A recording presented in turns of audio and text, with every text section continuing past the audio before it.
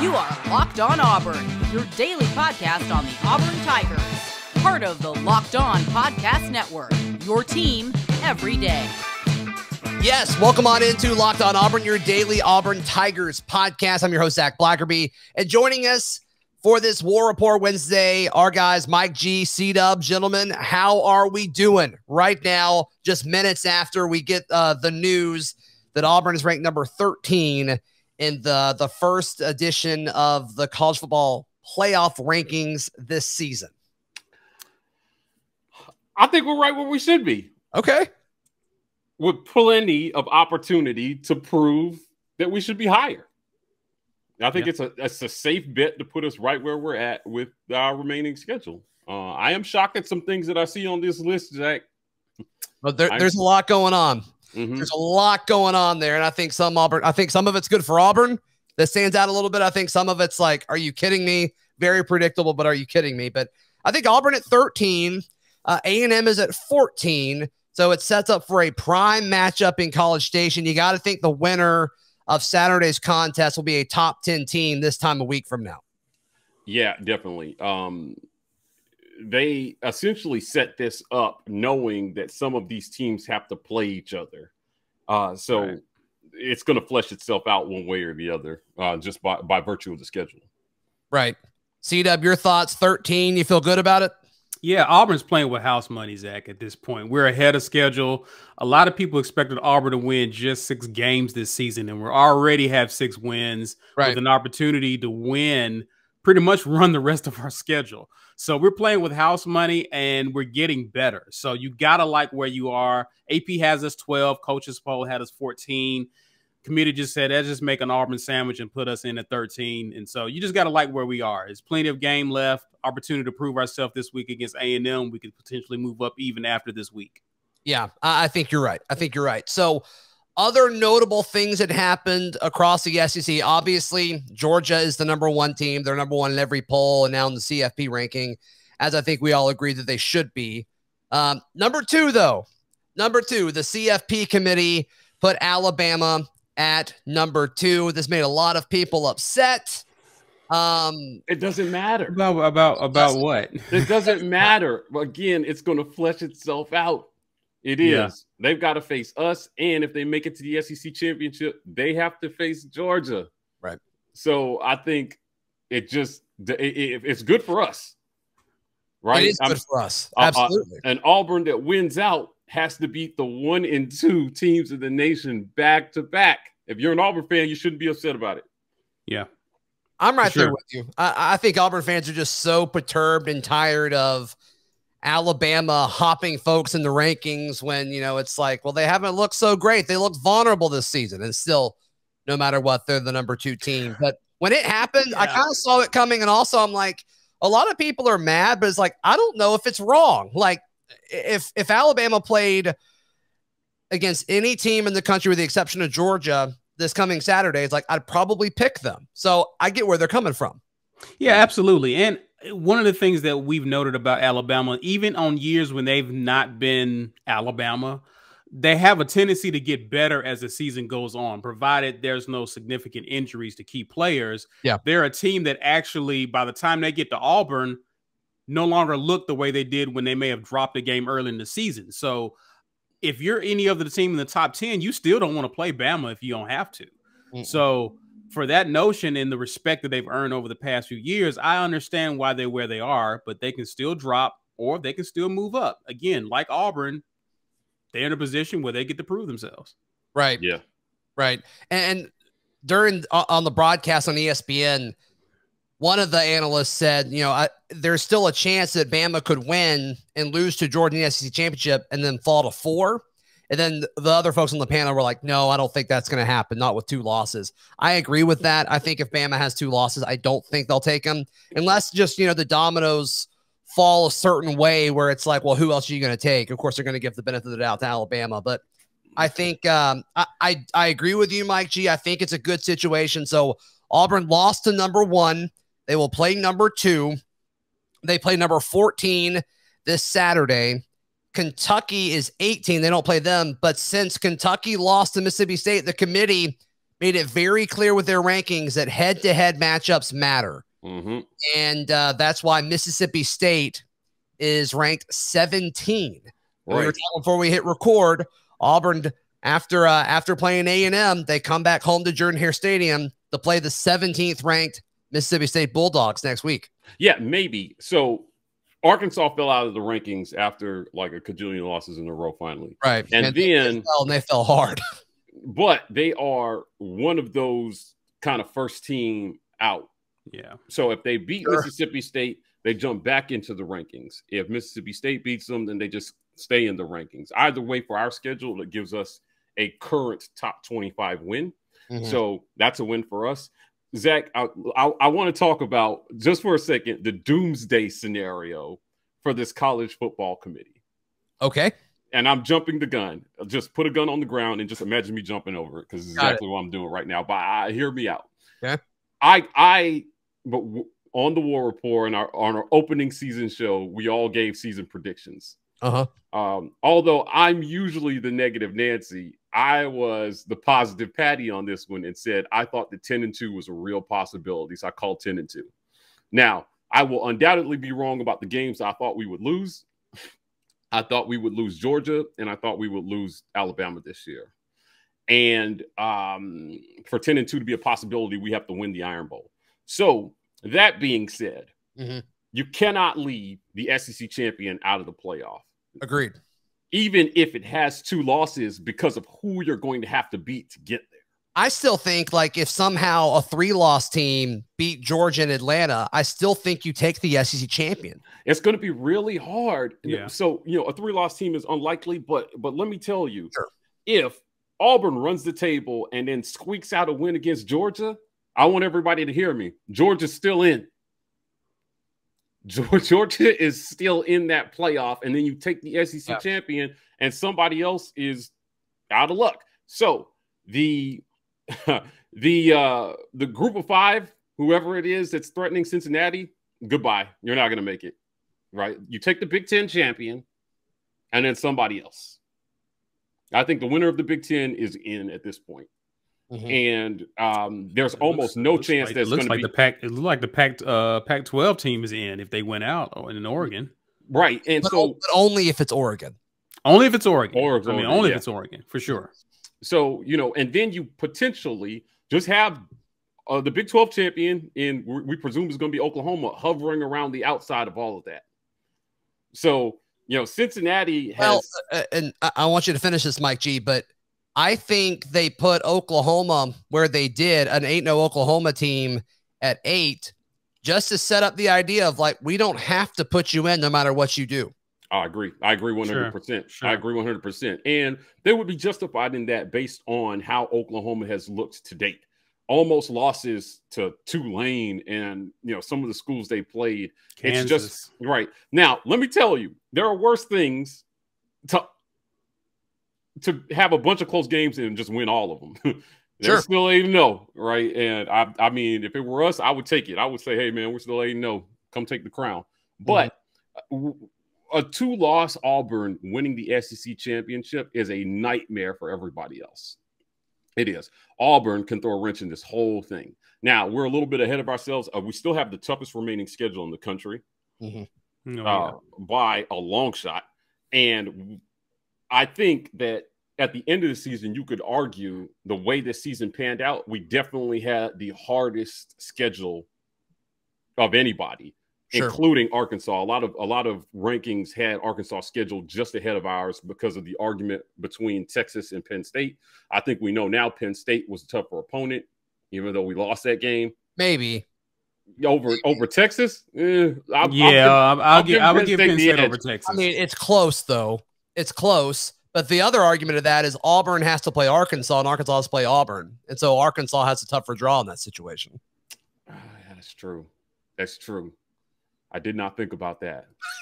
Sure. That was a Jedi mind trick you just pulled there on me. Right. So we have an amazing opportunity. And to even be here talking about this, having this discussion in November in year 1 of Brian Harsin's, coaching tenure is amazing. Yeah. Look at the hope. I can't stress. We interviewed Alan Green and we asked him, you paid $21 million to get rid of the last guy. Why? He said, because when we looked at the program, there wasn't the hope around the program that we would have liked. And so they made this hire to inject this kind of hope back into our fan base. It's amazing to be sitting here talking about it. No, you're absolutely right. You're absolutely right. This War Rapport Wednesday continues in just a moment here on Locked On Auburn. Today's show brought to you by our friends at Prize Picks. Prize Picks is daily fantasy made easy. They are the leader in college sports daily fantasy. Look, I'm going to be honest with you. I've been looking for years for daily college fantasy sports that I liked, that was easy to use, that wasn't a pain. And Prize Picks has a very easy to use website, a very easy to use app. I absolutely love their app. And it's a ton of fun. And there's multiple different game modes you can play. Highly encourage you to check out. If you listen to this show, which obviously you're listening to it right now, you're going to love Prize Picks. So check it out. And when you make your deposit, use promo code LOCKEDON to get a deposit match up to $100. Don't hesitate. Check out prizepicks.com today and use promo code LOCKEDON, or go to the App Store and download the app today. Prize Picks is daily fantasy made easy. This episode of Locked On Auburn is brought to you by McDonald's, proudly serving the communities since 1965. McDonald's has always been more than just a place to get tasty and affordable food. It's about spending it with people that you love and making memories along the way, whether you're stopping at McDonald's on a road trip, or I remember growing up after like Little League games, the whole team would go to McDonald's and we'd all get food there. And that's just kind of the stuff that sticks with you. And that's what McDonald's is all about. So head over to your local McDonald's and make memories with your friends and family today. A big thank you to our friends at McDonald's for always being there. I'm loving it. War Rapport Wednesday continuing on. Gentlemen, what's going on these days at the War Rapport? Listen, we got a lot of stuff for insiders. Of course, we got to watch the film that we do every week where we capture the last week's game, where we go through the game, look at what we saw, what we liked, what we didn't like. And of course, we always have our live shows on Wednesday night. You can catch that at 8 p.m. Central Time. Also, we're 1 p.m. Central Time with our weekend tailgate. And of course, you can always hang out with us on game day. We have a pregame 30 minutes before the kickoff. We have a halftime show and a postgame where we give our live reactions to what we saw.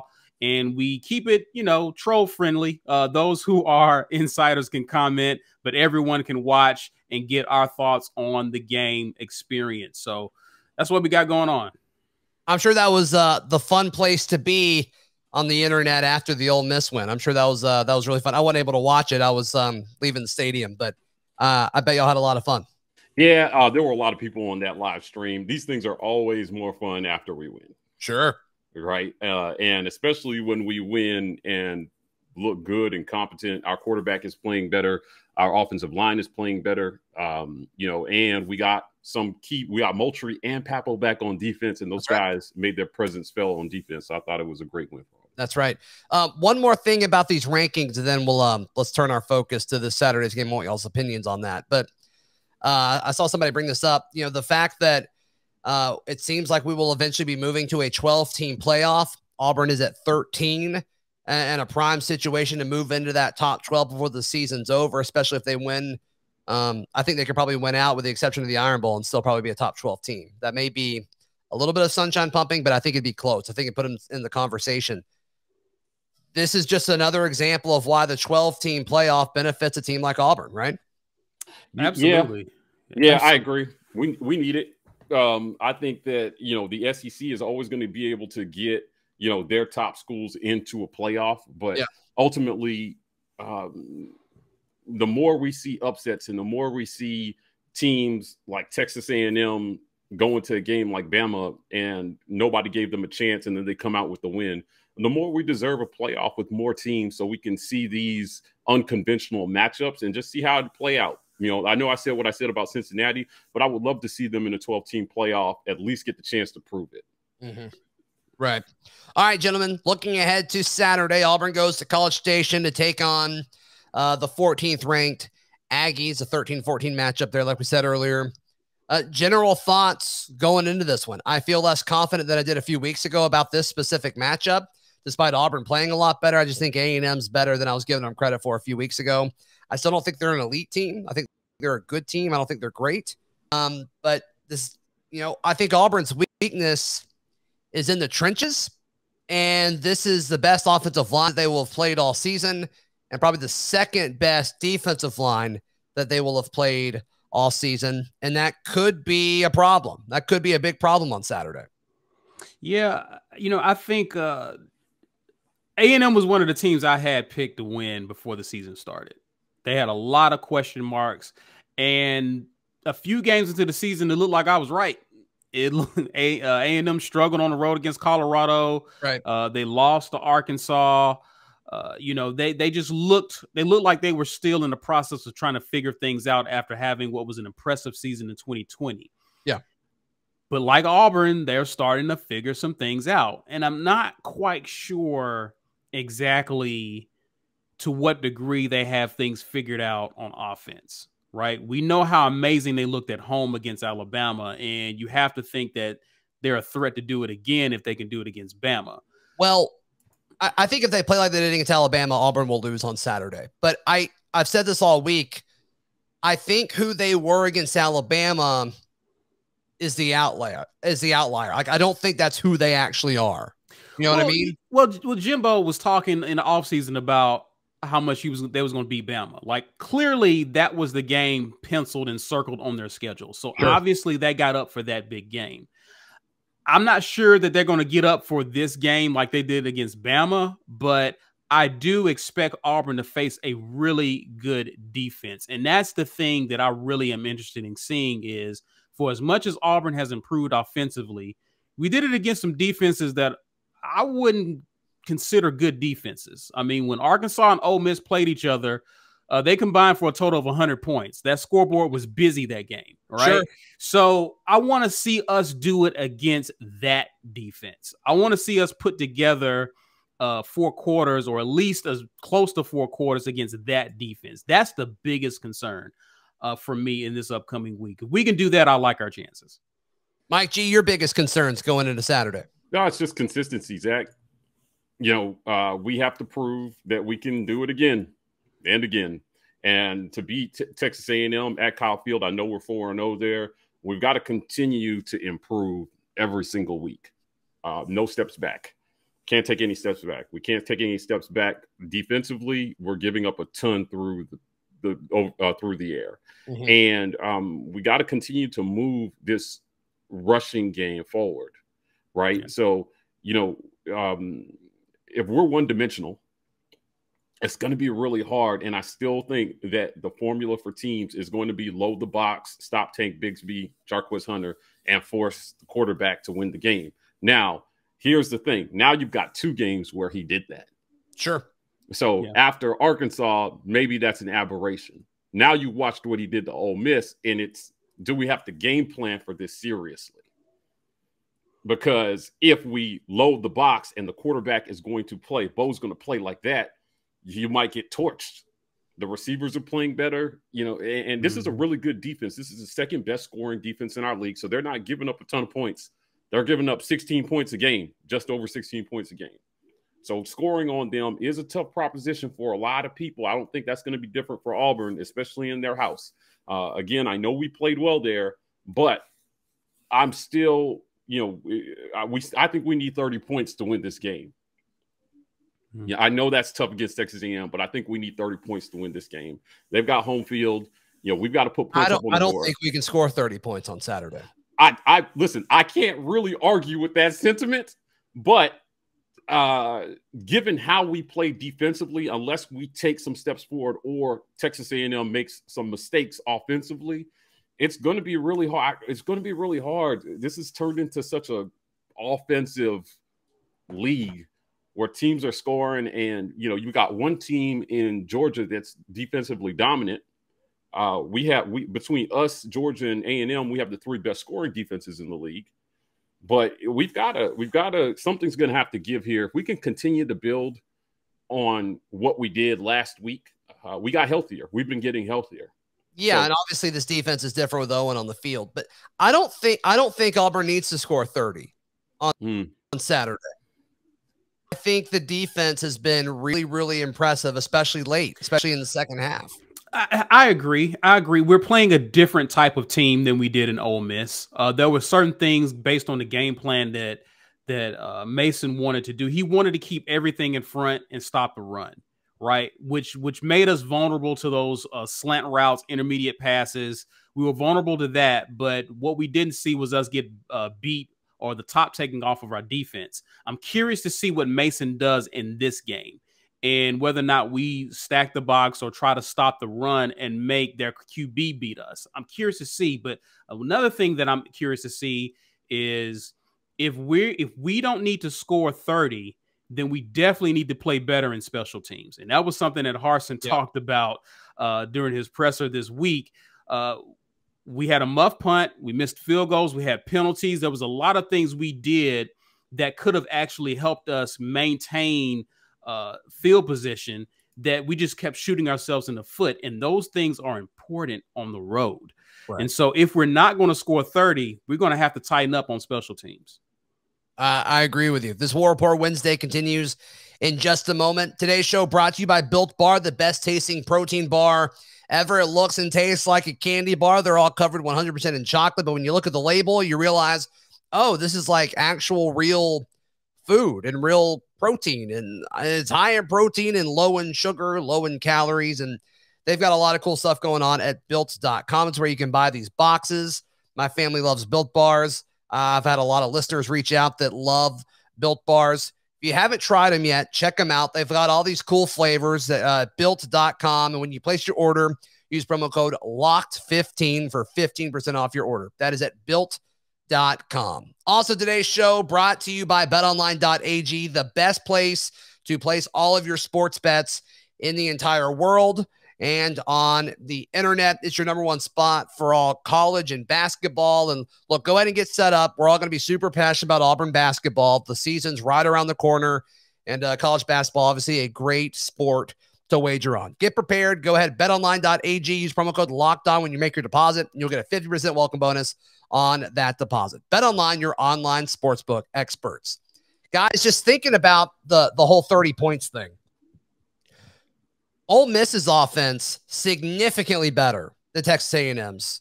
Held them to 20 points. If you want to argue, give them a little bit more because of the whole, A&M's not going to handle fourth down the same way as Lane Kiffin and Ole Miss did. Like, I'm fine if you want to give them a little bit extra to that. But even Arkansas, I think Arkansas's offense is at least a little bit better than Texas A&M's, just because I don't have a whole lot of respect for Calzone. I really don't.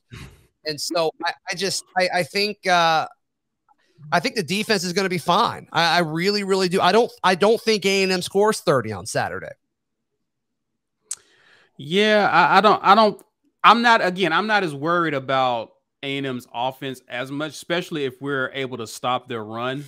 Sure. I'm not as worried about what they do. Again, my concern is what we do against their defense. Yeah. Same. Yeah. So that's the thing. If they are able to have some success on the ground, and if you noticed, teams that have had success has had on the ground against us have had mobile quarterbacks that's given us more to focus on and look at. I don't think that's the game plan that Fisher wants to use against us. Mm-hmm. So I'm more confident with us lining up, keying in on their running backs and trying to take them away and put pressure on, as you call them, Calzone, to make throws down the field. I'm not concerned. I'll be surprised if that's not the case this Saturday. Stranger things have happened, but yeah, that's not my concern. What is y'all's favorite type of calzone to eat? I'm a meat lover's guy. Just put as much meat and cheese, ricotta in there as possible, and that's my favorite. You already crossed that bridge with eating a calzone. Load it up. Yeah, for sure. What kind of calzone do you think calzada would be? I don't know. I think it's just veggie. Very plain. I think it'd be a very plain generic. Hey, listen, I'm gonna go veggie. Yo, Calzada, is it safe to say, is this kid a game manager? Let's say his name correctly, or just real quick, Mike G. Calzada? Is it Calzada? Calzone. It's Calzone. Oh, come on, Zach. Calzada.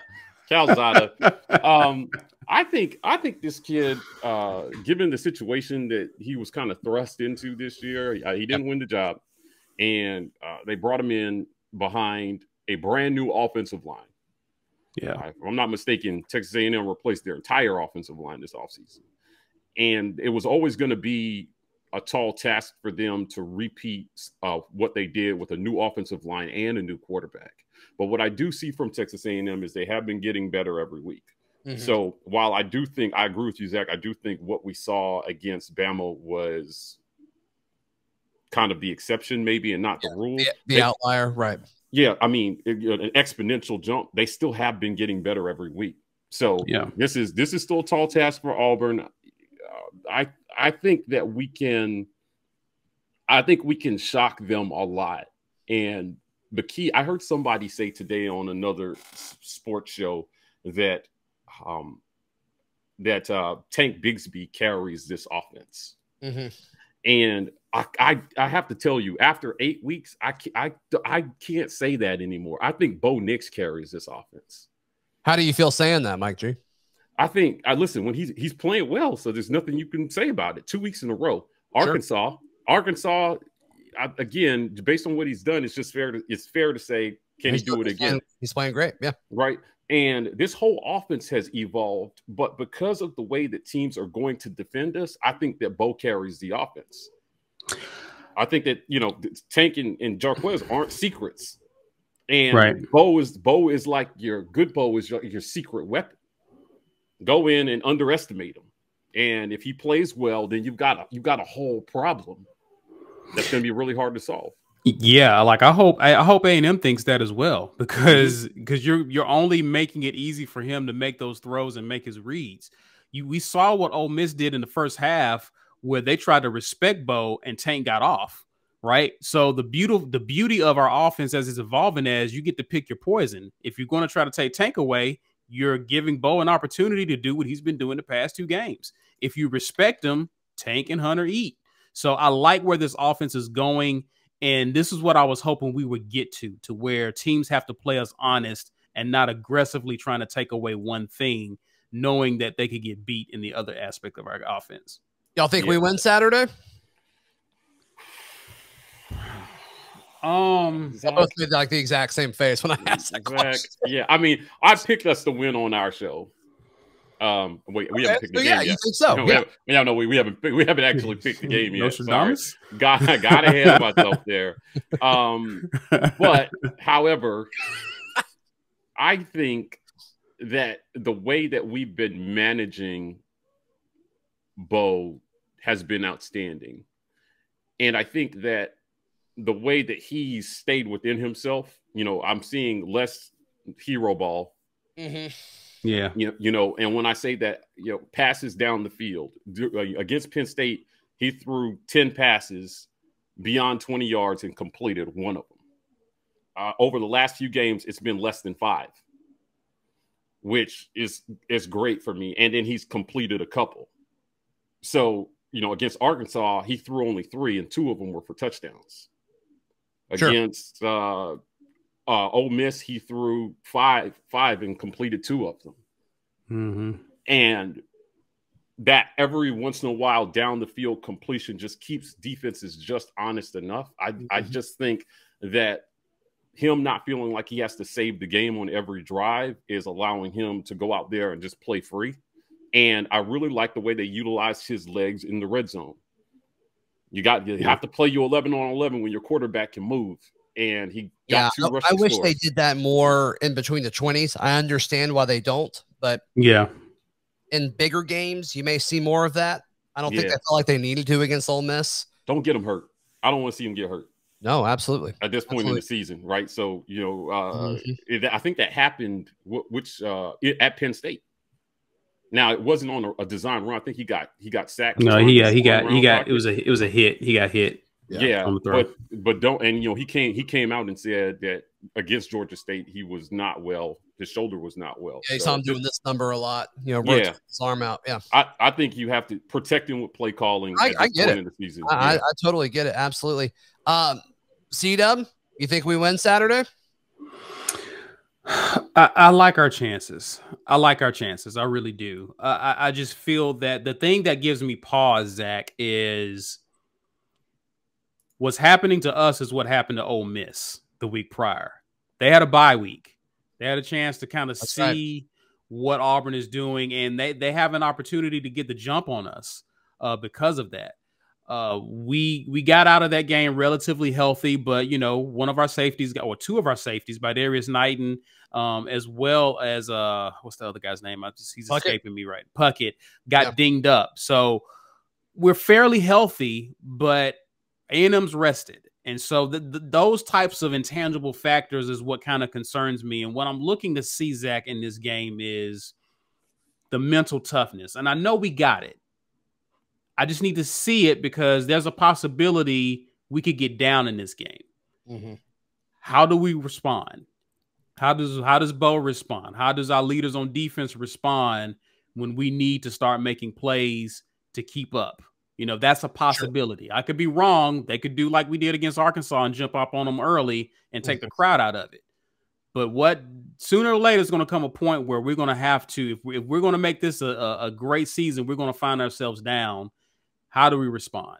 And this could be the game that happens. So I feel we can win it, but it's going to be different perhaps than how we've won the past two games. Yeah, a win is a win, though. I'll take it anyway. A win is a win, especially on the road. Absolutely. Absolutely. All right, gentlemen, tell me what's going on in the War Rapport one more time on this War Rapport Wednesday. We're going to get off here. We're going to do a little film review tonight. We got a special guest. This is something that's very unique. Nobody's doing film reviews the way that we're doing it. So we're going to get on with our members tonight. Talk about the film and just kind of go through it and get ready for Texas A&M, man. I'm ready. I'm ready for this game this week. It can't be Saturday already. Yes, please and thank you. No, hopefully next time we chat, Auburn will be a top 10 team. Guys, thank you so much for your time as always. Really appreciate it. Appreciate it. Be sure to tune in to Locked On Auburn tomorrow. Chris Gordy, host of Locked On SEC, will be our guest. Stay tuned. You're listening to Locked On Auburn.